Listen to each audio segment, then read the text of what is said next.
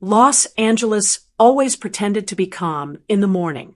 The light came soft over the palm trees, sliding across rooftops and freeways, as if nothing in the world had ever gone wrong. In Boyle Heights, the air carried the scent of pan dulce and motor oil. Street vendors pushed carts into position. School buses groaned awake. The city stretched, unaware that by noon, one man's life would split cleanly in two. Daniel Reyes had always loved mornings. At 34, he had the disciplined posture of a soldier and the quiet fatigue of someone who had seen too much. His father had been born in Texas, raised under a flag that flew from a wooden porch year-round. His mother came from Puerto Rico, bringing with her the rhythm of Spanish lullabies and stories of hurricanes survived by candlelight. Daniel grew up between two identities, but never confused about one thing. He was American. He proved it at 19, when he enlisted. Before I continue the story, I'd like to ask you to press the subscribe button if you enjoy our community stories about the people of the United States. Don't forget to hit the like button as well. Please leave a comment and let us know where you're watching this video from. And if you have any experiences you'd like to share, feel free to write them in the comments below. All right, let me continue the story. He proved it again in Helmand Province when the desert swallowed his convoy in dust and gunfire. He proved it when he carried Private Leland Morgan 300 yards under sniper fire, ignoring the bullet that grazed his own shoulder. And he proved it every morning after, when he folded his uniform into a wooden trunk at the foot of his bed and tried to live quietly in the city he defended.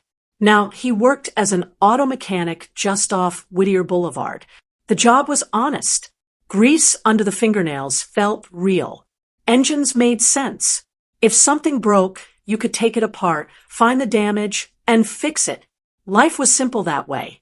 At 8:17 a.m., Daniel locked the door of his small apartment and stepped onto the sidewalk. The sky was cloudless, the kind of perfect blue that made you forget storms existed. He walked past Mrs. Alvarez watering her plants. "Buenos dias, mijo." "Buenos dias," he replied with a soft smile. His phone buzzed in his pocket. A message from his younger sister, Sophia. * mom's doctor appointment at 4. Don't forget. *. He wouldn't forget. He never forgot family. He crossed the street toward his truck, a faded blue Ford with a cracked taillight and a Purple Heart sticker on the back window. The sticker had been Sophia's idea. Daniel would never have put it there himself. He was reaching for the driver's side handle when two black SUVs turned onto the street. They moved slowly, too slowly. Daniel didn't notice at first. In Los Angeles, black SUVs were as common as traffic cones. But these vehicles stopped beside him. Both engines idled. The doors opened in near-perfect synchronization. 4 agents stepped out. Dark jackets, tactical vests, block letters across their backs. ICE. Daniel's brow furrowed. He hadn't done anything wrong. The thought came immediately, automatic as breathing. Maybe they were looking for someone else. Maybe a neighbor. One of the agents approached him directly. "Daniel Reyes?" the man asked. His voice was controlled, rehearsed. "Yes," Daniel answered calmly. "That's me. Place your hands where I can see them." Daniel blinked. "What's this about?" "Sir, place your hands where I can see them." The tone had hardened. Daniel lifted his hands, slowly, palms open. Years of military training kicked in. Non-threatening posture, controlled breathing, steady eye contact. "I'm a U.S. citizen," Daniel said evenly. There must be some mistake. The second agent stepped closer, already holding a pair of handcuffs. "Daniel Reyes, you are being detained under Federal Immigration Authority." Daniel let out a short, confused laugh. "Immigration Authority?" He shook his head. No. My father was born in Texas. I was born at County General. You can check." "We have a removal order under your name," the first agent said. "Removal order?" The words felt foreign. "Impossible." "That's not possible," Daniel replied. You're looking for someone else. The second agent grabbed his wrist. The contact changed everything. Instinct flared, combat memory, threat assessment, adrenaline spike, but Daniel forced himself to stay still. He would not escalate this. Sir, do not resist. I'm not resisting, Daniel said firmly. I'm asking you to verify your information. The cold metal of the cuffs snapped shut around his wrists. Mrs. Alvarez gasped from across the street. A curtain twitched in a nearby window. Daniel's truck door remained open, keys dangling from his hand until one of the agents took them. This is a mistake, Daniel said again. Louder now. I serve this country. Check your system. Check my social security number. You can address that during processing. Processing. Like he was a package. They guided him toward the SUV. His heartbeat remained steady, but something deeper had shifted, an unease he hadn't felt since stepping onto Afghan soil for the first time. What removal order? Daniel demanded. From when? The first agent avoided eye contact. You'll be informed at the field office. Field office. The letters on their jackets were unmistakable now. U.S. Immigration and Customs Enforcement. ICE. Daniel had seen news reports. Workplace raids. Detentions. Deportations. But that was for undocumented immigrants. Not him. Never him. Call my lawyer, Daniel said, or let me call my sister. You'll have access to communication later. The back door of the SUV opened. Daniel hesitated for half a second, not in defiance, but in disbelief. This cannot be happening. He ducked into the vehicle. The door slammed shut. And just like that, Boyle Heights resumed breathing. The SUVs pulled away from the curb. Inside, the air smelled faintly of leather and plastic. The windows were tinted dark. The world outside blurred into moving shapes of palm trees and storefronts. Daniel tried to steady his thoughts. This is an error. Administrative error. Identity confusion. It happens. It will be fixed. He replayed the agent's words. Removal order under your name. Had someone stolen his identity? He thought about his documents. Birth certificate locked in a filing cabinet, passport valid until 2030, VA paperwork stacked neatly in folders. None of this made sense. Agent, Daniel said quietly to the man seated beside him, please, just run my fingerprints. You'll see. The agent stared forward. No response. Daniel swallowed. For the first time, fear entered, not of physical harm, but of something more abstract and terrifying. Erasure. They drove onto the freeway. Traffic thickened. The city skyline rose in the distance, glass towers gleaming beneath the sun. Daniel remembered standing on a rooftop in Kabul years ago, watching smoke rise from buildings after an explosion. He remembered thinking that, at least there, the enemy was visible. This was different. This felt bureaucratic. Invisible. Cold. After nearly 40 minutes, the SUV exited and turned into a fenced federal complex. Concrete barriers. Security cameras. Barbed wire. The vehicle stopped. The door opened. Daniel stepped out into the harsh midday light. A sign near the entrance read, Enforcement and Removal Operations. He almost laughed again. Removal? From where? From his own country? Inside, the building smelled sterile, like disinfectant and paper. They took his fingerprints. They photographed him. They removed his wallet, his phone, his watch. When the officer examined his ID, she paused briefly. You were born in California? She asked. Yes. She typed something into her computer. Her expression didn't change. The first agent approached her and whispered something Daniel couldn't hear. She nodded. Daniel leaned forward. What does it say? He asked. No answer. He was led into a holding room with metal benches bolted to the floor. Two other men sat there, silent, eyes downcast. One looked no older than 20. Daniel sat slowly. His hands were free now, but the imprint of the cuffs still marked his skin red. Minutes stretched, then an hour, then two. Finally, a different officer entered, holding a file. Daniel Reyes. Daniel stood. That's me. The officer opened the folder. There is an outstanding deportation order issued 12 years ago under your name. Entry without inspection. Failure to appear. Daniel stared at him. I was 19 12 years ago. Daniel said carefully. I was in basic training. The officer glanced at the file again. The individual listed here was born in San Juan. My mother was born in San Juan, Daniel replied. I was born in Los Angeles. The officer looked up at him, something almost human flickering in his eyes. The system links your name, date of birth, and partial social security number. Partial? Daniel's voice sharpened. That's not enough to detain someone. The officer closed the file. You'll have an opportunity to contest the order before an immigration judge. Contest, as if citizenship were a debate topic.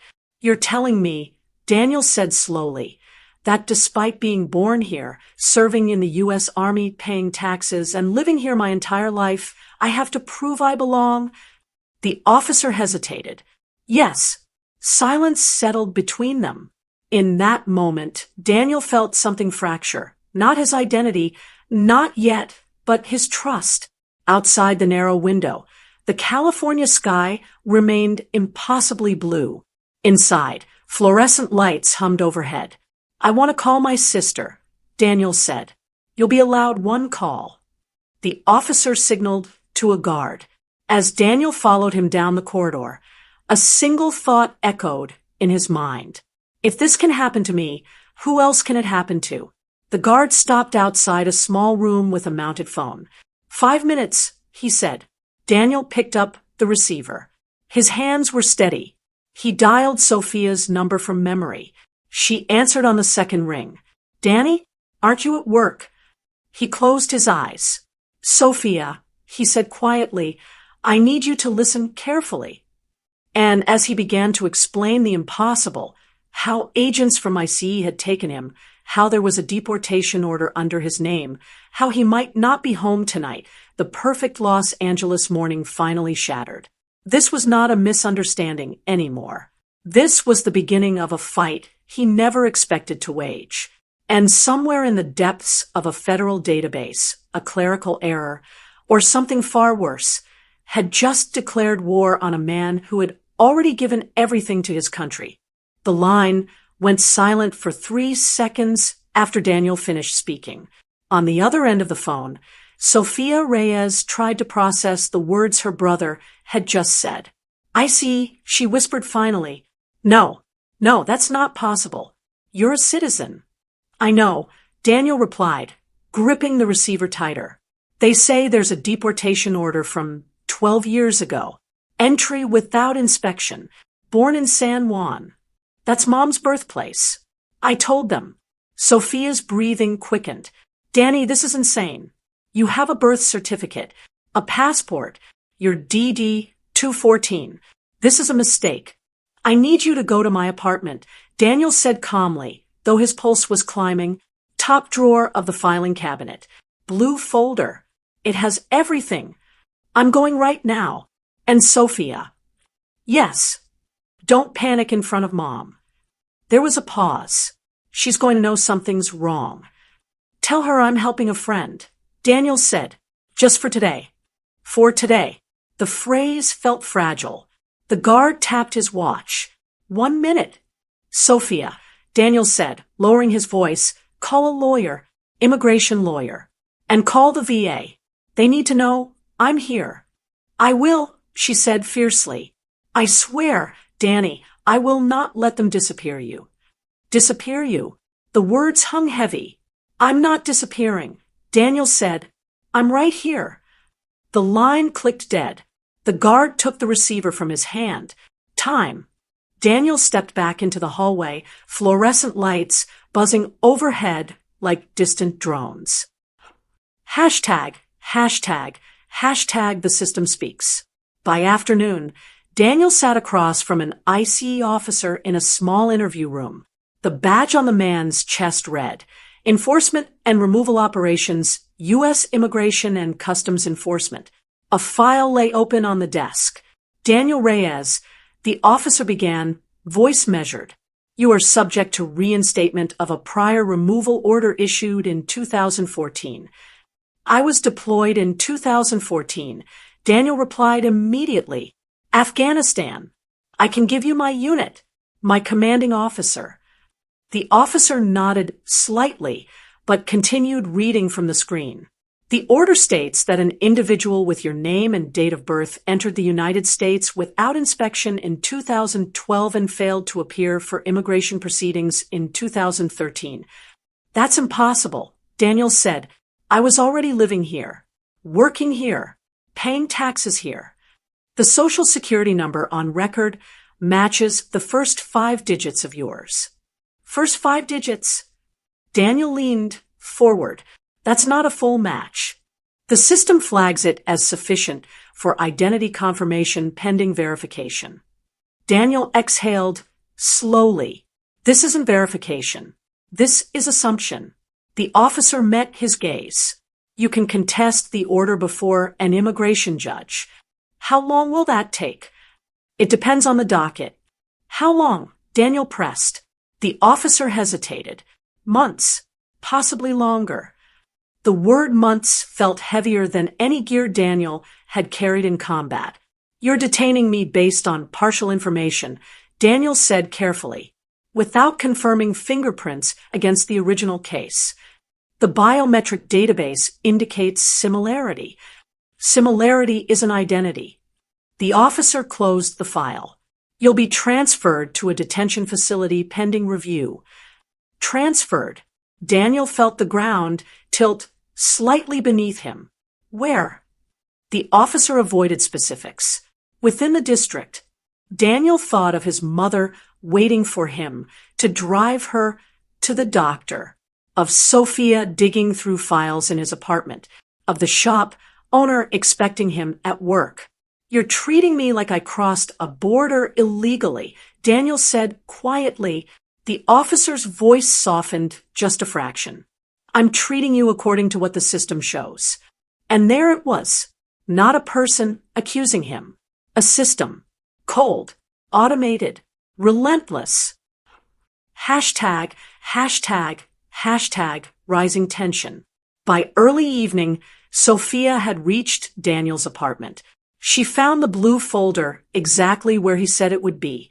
Birth certificate, Los Angeles County, U.S. passport, military discharge papers with honorable status, VA medical documentation.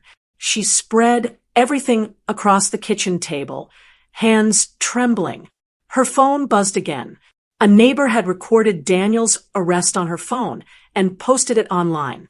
The video was already circulating locally. ICE detains U.S. veteran in Boyle Heights. Sophia stared at the screen. Daniel standing calmly, hands raised, confused but cooperative. The comments were already dividing. If he's innocent, he'll be fine. There's always more to the story. This is why we need stricter enforcement. Sophia felt anger rise in her chest. She dialed the number of an immigration attorney recommended by a friend. Law offices of Ramirez and Cole. My brother is a U.S. citizen, Sophia said immediately, and ICE just detained him. There was a pause on the line. Is he naturalized? No. Born here. Another pause. Bring every document you have, the receptionist said. We've seen cases like this before. Sophia froze. You've seen this before? Yes. The word settled like ice in her stomach. Hashtag, hashtag, hashtag the transfer. At 9:40 p.m., Daniel was escorted in handcuffs toward another transport van. The air outside had cooled, but the tension inside him had only grown. He had requested fingerprint verification again. He had requested access to the full case file. Each time, the answer had been procedural, pending. He climbed into the van alongside 6 other detainees. One of them, a thin man with tired eyes, glanced at Daniel's posture. "You military?" the man asked quietly in Spanish. Daniel nodded. "Army." The man gave a faint smile. "They don't care," he said softly. Daniel didn't respond. The van pulled away from the facility. Los Angeles lights blurred through reinforced glass. He wondered if Sophia had reached a lawyer yet. He wondered if the VA would intervene. He wondered how a database could override a lifetime of proof. After nearly an hour, the van stopped at a larger detention center on the outskirts of the city. Barbed wire glinted under floodlights. Inside, the intake process began again. Fingerprints, photographs, property confiscation. A guard handed him a folded uniform. Gray. Detainee. Daniel stared at it for a long moment. "I'm a citizen," he said. The guard shrugged. "Tell the judge." Hashtag the crack in the wall. Near midnight, Daniel sat on a narrow bunk in a shared cell. The walls were pale and unwelcoming. Across from him, the thin man from the van lay staring at the ceiling.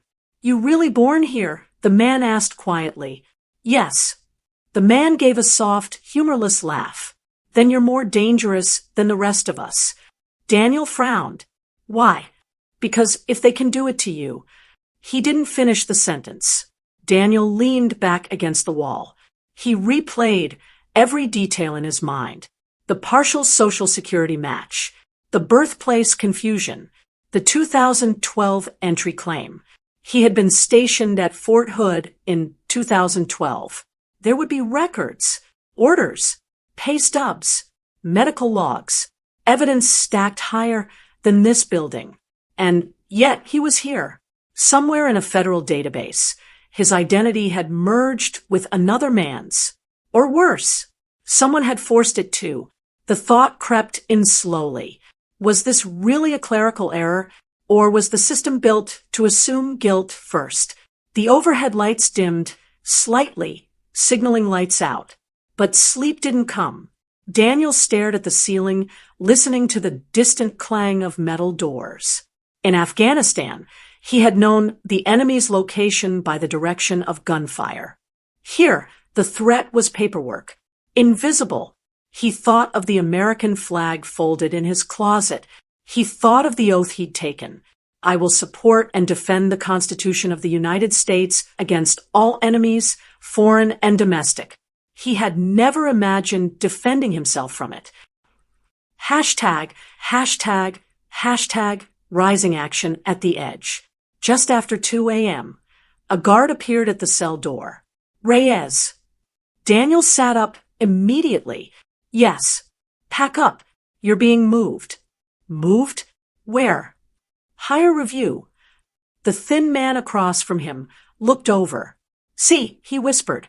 "System doesn't sleep." Daniel stepped into the corridor, heart pounding, not with fear this time, but with something sharper. Hope, or escalation. He was escorted to an administrative office where 2 officials stood waiting. One wore an ICE badge. The other wore a suit. The suited man flipped through a thicker file than before. "Mr. Reyes," he began, "new information has surfaced." Daniel's jaw tightened. "What kind of information?" The man looked up. "The original removal order includes biometric data that, until tonight, was not cross-referenced correctly." Daniel's pulse quickened, and the man exchanged a glance with the ICE officer. "And the fingerprints in the 2014 case do not match yours." Silence filled the room. Daniel exhaled slowly. "So I'm being released?" The suited man hesitated. "Not yet." The word struck harder than any answer before. "Why not?" Daniel demanded. "Because the case file also indicates that the individual used multiple aliases, including your exact name, and listed a mother born in Puerto Rico." Daniel felt the floor shift again. Meaning this may not be a simple clerical error. The ICE officer spoke for the first time. It's possible someone deliberately assumed your identity.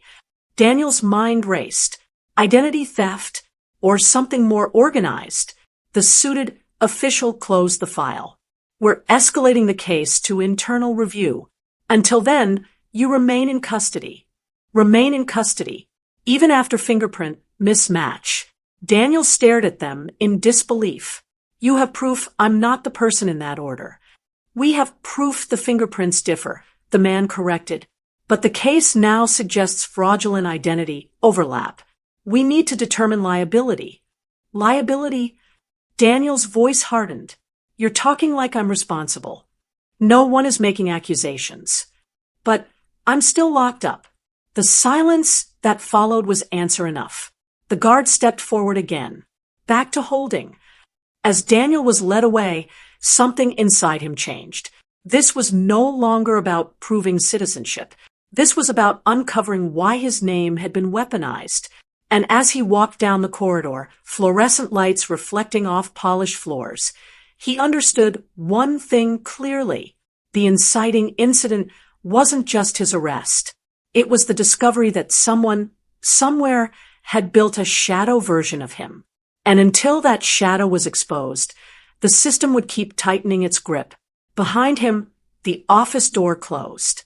Ahead of him, the detention wing loomed. The conflict had only begun. And this time, it wasn't just bureaucratic. It was personal. The air inside the detention facility felt heavier the next morning. Not physically heavier. Daniel had endured worse climates in Kandahar and Helmand, but psychologically dense. Every sound seemed amplified. Every metallic clang of a door felt deliberate. Every announcement over the intercom carried the weight of authority. He had not slept.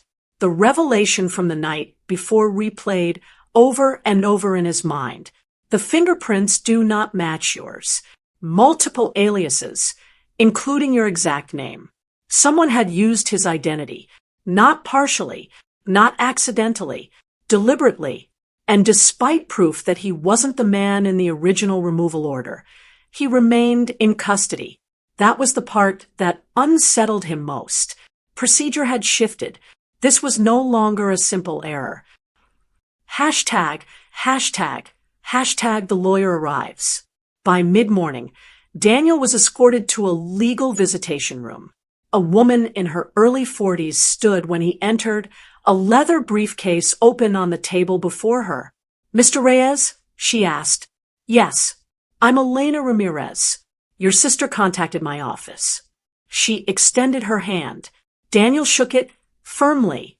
For the first time since his arrest, someone looked at him, not as a file, but as a person.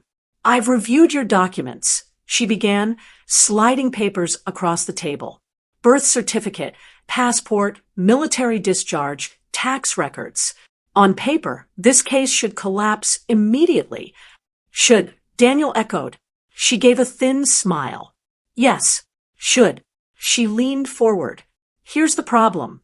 The removal order from 2014 lists your name, your exact date of birth, and a partial social security number that aligns with yours. The individual was detained at the southern border and claimed he'd been living in Los Angeles for years. Daniel's jaw tightened. Did he provide my address? Yes. The word landed like a blow. My address. Daniel asked slowly. The apartment building you currently live in. Daniel felt something cold move through him. That's impossible. I've lived there since 2016. Records show someone with your name leased a unit there in 2012. Daniel's mind raced backward. He had been stationed at Fort Hood in 2012, then deployed. He hadn't even moved back to Los Angeles until late 2015. So someone used my identity before I even came home. It appears that way. Elena opened another folder. Fingerprints from the 2014 case do not match yours. That's good. But ICE is now investigating identity fraud rather than wrongful detention. They claim they need to determine whether you were complicit. Complicit? Daniel's voice hardened. You think I'd risk everything I built for something like that? I don't, she said calmly, but they need to close the loop. Daniel leaned back. How long can they hold me? They're arguing administrative detention pending investigation, which means indefinite, if not challenged aggressively. Daniel stared at the gray wall. I served this country, he said quietly. I carried men out of firefights, and now I'm sitting here because someone stole my name. Elena's voice softened. This isn't about service. It's about systems. And systems don't feel gratitude. Hashtag, hashtag, hashtag, rising pressure. By afternoon, news of Daniel's detention had spread. Local reporters began calling the detention center. A veterans advocacy group in Los Angeles released a statement demanding clarification. Social media amplified the video of his arrest. But inside the facility, little changed. Daniel was returned to his housing unit. Whispers followed him now. You're the citizen, right? The vet. You really born here? He answered simply, yes. The thin man from before, Miguel, sat beside him during lunch. If they admit mistake, Miguel said quietly, it makes them look weak. Daniel considered that. In the army, he replied, admitting a mistake kept people alive. Miguel gave a small shrug. This isn't the army. No, it wasn't. Hashtag, hashtag, hashtag the break in the pattern. Late that evening, a guard appeared again. Reyes. Legal call. Daniel stood immediately. This time, the room held not only Elena Ramirez, but a man in a dark federal suit.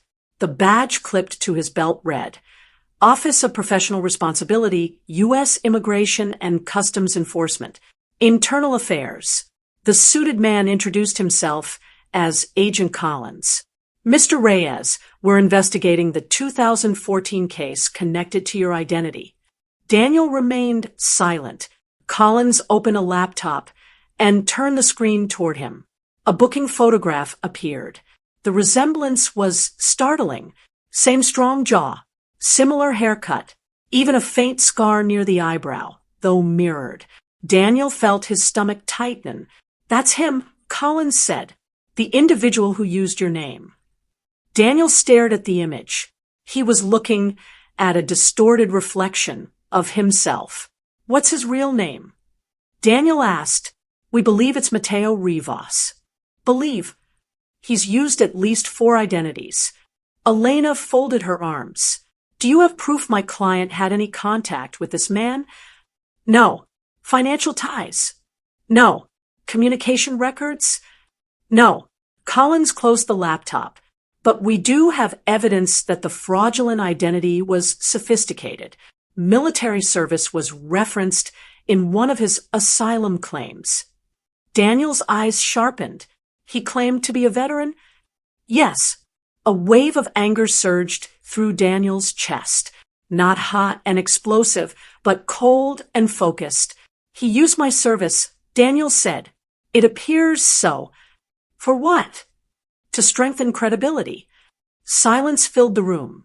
Daniel imagined this man, Mateo Rivas, standing before an immigration judge, wearing Daniel's name like armor, using sacrifice he had never made, using scars he had never earned.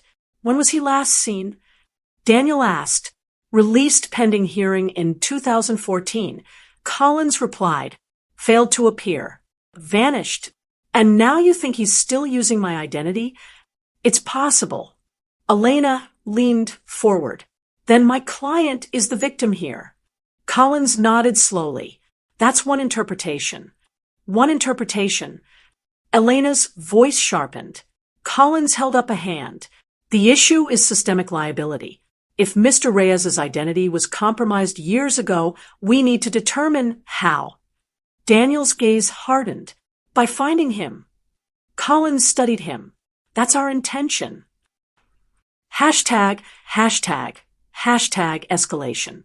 2 days later, tension inside the facility escalated. A protest formed outside the detention center. veterans holding flags, chanting Daniel's name. Media trucks lined the street. ICE administration felt the pressure. But instead of immediate release, Daniel received notice of an expedited immigration hearing. Elena explained the situation through the glass during their next visit. They're pushing for a judicial confirmation of citizenship to close the file. I already have a birth certificate. Yes, but once it's entered formally into the immigration court record, it limits their administrative flexibility. In other words, Daniel said, it forces them to admit error. Correct. When's the hearing? Tomorrow morning. Tomorrow. The word steadied him. Finally, clarity. Hashtag the hearing. The courtroom was small, fluorescent lit, and bureaucratic. An immigration judge sat elevated behind a desk. An attorney representing the Department of Homeland Security reviewed papers. Daniel sat beside Elena. He wore the same gray detainee uniform. The judge adjusted her glasses. Case number 45872. Daniel Reyes. Elena stood. Your Honor, my client is a United States citizen by birth. We have certified documentation. The government attorney rose slowly. Your Honor, the department acknowledges discrepancies in biometric data, but seeks clarification regarding the fraudulent use of identity. The judge frowned. Is the respondent alleged to be the fraudulent actor? The attorney hesitated. At this time, we have no evidence of complicity. The judge looked directly at Daniel. Mr. Reyes, where were you in 2012? Stationed at Fort Hood, Your Honor. Deployed in 2013 and 2014. Elena handed over certified military records. The judge reviewed them carefully. After several long minutes, she spoke. The court finds that Mr. Reyes is a United States citizen. Removal proceedings are terminated. Daniel exhaled. It was over. Or so he thought. The government attorney stood again. Your Honor, the department requests temporary continued detention under investigative authority regarding identity fraud. The words hit like an ambush. Elena stood immediately. On what grounds? The court has established citizenship. The attorney's tone remained clinical. Potential material witness status in an ongoing investigation. Daniel felt his pulse spike. Material witness? You're detaining him because someone stole his identity? Elena demanded. The judge's expression hardened. This court's jurisdiction concerns removability. On that matter, the respondent is not removable. Any further detention must comply with constitutional protections. The courtroom fell silent. The judge turned to the government attorney. Unless you present probable cause of criminal conduct, this man is to be released. A pause. A calculation. Then, no further argument. Your Honor. The gavel struck lightly. Case terminated. Hashtag the climax. But as Daniel stood, relief flooding his chest, two federal officers approached from the back of the courtroom. Not IC. Different badges. Different posture. One spoke quietly. Daniel Reyes. Daniel's muscles tensed. Yes. We're with Homeland Security Investigations, a division within U.S. Immigration and Customs Enforcement.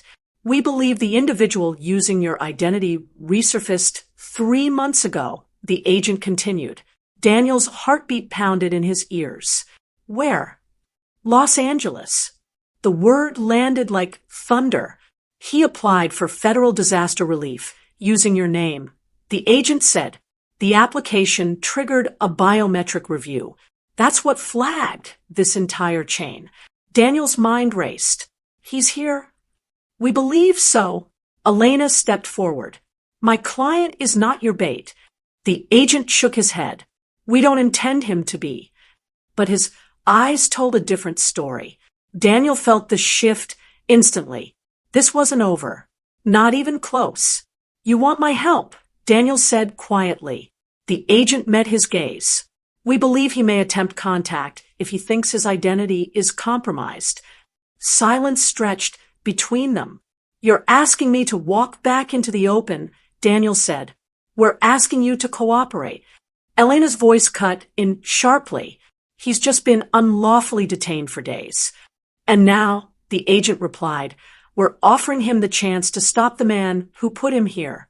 Daniel looked at Elena, then at the agent, then down at his own hands, the same hands that had once held a rifle to defend strangers overseas. This was different, but the feeling was familiar. A threat. Personal now. If he's using my name, Daniel said slowly, he's not just hiding from you. The agent waited. He's hiding behind me. The room fell silent, and in that silence, Daniel made a decision that would push this conflict beyond bureaucracy, beyond paperwork, and into something far more dangerous. I'll help, he said. Elena inhaled sharply. Daniel, I won't be used, he said firmly, but I won't let him keep using my life either. The agent nodded once. Then we moved quickly. As Daniel stepped out of the courtroom, a free man by law, but now stepping into a different kind of battle, he understood something clearly. The rising action had transformed. This was no longer about proving he belonged. It was about reclaiming his name. And somewhere in Los Angeles, a man who looked almost like him was about to discover that the identity he stole came with consequences. The war had shifted, and this time it was on home soil. The parking lot outside the federal building shimmered in the late afternoon heat. Daniel stood there for a moment, breathing air that no longer belonged to a detention yard. The sky above Los Angeles was the same impossible blue as the morning he'd been arrested, but nothing inside him was the same. Beside him, Elena Ramirez adjusted the strap of her briefcase. You don't owe them anything, she said quietly. Daniel watched a black SUV idle near the curb. 2 Homeland Security Investigations agents waited inside. I'm not doing this for them, he replied. He was doing it for something deeper. For the Purple Heart sticker, still clinging to the back of his truck. For his mother's pride. For the oath he had taken at 19. And for the simple right to exist without explanation. The passenger side window of the SUV rolled down. Mr. Reyes, the agent called. We can brief you on the way. Elena exhaled slowly. If you're going, I'm coming too. Daniel nodded. He wasn't walking into another system alone. Hashtag continuation of the climax. Inside the SUV, Agent Collins, Internal Affairs, sat in the front seat. The HSI agent who had approached Daniel in court introduced himself as Special Agent Turner. Turner placed a thin folder in Daniel's lap. We intercepted a disaster relief application filed under your name 3 months ago, Turner began. It included your full Social Security number this time. Daniel's stomach tightened. How did he get the full number? We're still investigating. Likely data breach or long-term identity cultivation. The phrase sounded clinical. Cultivation, as if someone had planted Daniel's identity like a crop and harvested it when convenient. Turner continued. The application listed a temporary mailing address in East Los Angeles. We traced it to a rental property. Surveillance confirms a male matching the 2014 booking photo has been staying there intermittently. Daniel opened the folder. Grainy surveillance images. A man stepping out of a convenience store. Profile shot. Side view. The resemblance was uncanny. If Daniel didn't know better, he might have thought it was an old photograph of himself. He's gotten older, Daniel murmured. So have you, Collins said quietly. Elena leaned forward from the back seat. And what exactly is my client's role here? Turner answered without hesitation. We believe Rivas monitors public records tied to this identity. Court proceedings, detention logs. If he learns the removal order has been challenged, he may attempt to gather information or disappear. And you think he'll approach Daniel? Elena asked. We think he may try to confirm whether the identity is compromised. Daniel closed the folder. You want me visible? Turner didn't deny it. We want him to feel the ground shifting. #home, but not safe. That evening, Daniel returned to his apartment. Sophia rushed into his arms the moment he stepped through the door. They let you go, she breathed. For now, he said softly. His mother sat on the couch, rosary beads wrapped tightly around her fingers. When she saw him, tears streamed silently down her face. You were born here, she whispered in Spanish. I held you in that hospital. I know, Mama. He knelt in front of her. I'm not going anywhere. But even as he said it, he knew the fight wasn't over. After his family went to bed, Daniel stood at the kitchen window, staring at the street below. Was Mateo Rivas watching? Had he already heard? The thought felt invasive, like someone wearing his skin in public. His phone buzzed. Unknown number. Daniel's pulse slowed deliberately. He answered. Silence. Then breathing. Daniel Reyes, a male voice asked. The voice was eerily similar in tone, deep, measured. Who is this? Daniel replied. A soft chuckle. You look just like me. Daniel's heart slammed once against his ribs. Mateo. Another pause. Is that what they're calling me now? Daniel forced his breathing steady. You used my name. I borrowed it, the man corrected. It opened doors. You stole my life. No, the voice said calmly. I survived. Daniel's grip tightened on the phone. Where are you? A soft exhale on the other end. You're not the only one who fought for something, the man said. The difference is I didn't have a flag to hide behind. The line went dead. Daniel stared at the phone. Behind him, unseen, a dark sedan rolled slowly past the building. Hashtag the confrontation. The next morning, under coordinated surveillance, Daniel walked openly through a busy shopping plaza in East Los Angeles. Agents positioned themselves discreetly. Daniel wore jeans and a plain gray shirt. No uniform, no insignia, just himself. His pulse was calm, not because he wasn't afraid, but because fear had sharpened into focus. Across the plaza, near a newspaper stand, a man stood watching him. Same height, same build. A scar near the eyebrow mirrored Mateo Rivas. For a moment, neither moved. It was like staring into an alternate version of himself. Then Mateo stepped forward. Up close, the differences were clearer. Slightly darker eyes, a harder edge to his expression. You're real, Mateo said quietly. Daniel held his gaze. You picked the wrong name. Mateo shrugged faintly. It wasn't personal. It became personal. Mateo's eyes flicked briefly around the plaza. You brought them. They were already looking, Daniel replied. Mateo studied him. You ever cross a border with nothing? He asked. Ever sleep under a bridge wondering if you'll wake up arrested or dead? Daniel didn't answer immediately. I fought in a war, he said instead. I bled for a country. You hid inside. Mateo's jaw tightened. I did what I had to do. And you used my service to sell your story. Silence stretched. For a brief second, there was something almost like regret in Mateo's eyes. I didn't know you were real, he said. Daniel's voice dropped. I'm very real. Suddenly, Mateo turned. Agents moved instantly. Don't move. Mateo bolted across the plaza. Daniel's instincts kicked in automatically. He chased. Years of training overrode hesitation. Crowds scattered. Mateo cut between parked cars. Daniel closed the distance. Stop, Daniel shouted. Mateo reached the far end of the lot and found himself facing armed agents. He froze, hands raised, breathing hard. The image mirrored Daniel's arrest days earlier, but this time the roles were different. Agents cuffed Mateo swiftly. As they read him his rights, Mateo looked past them. At Daniel.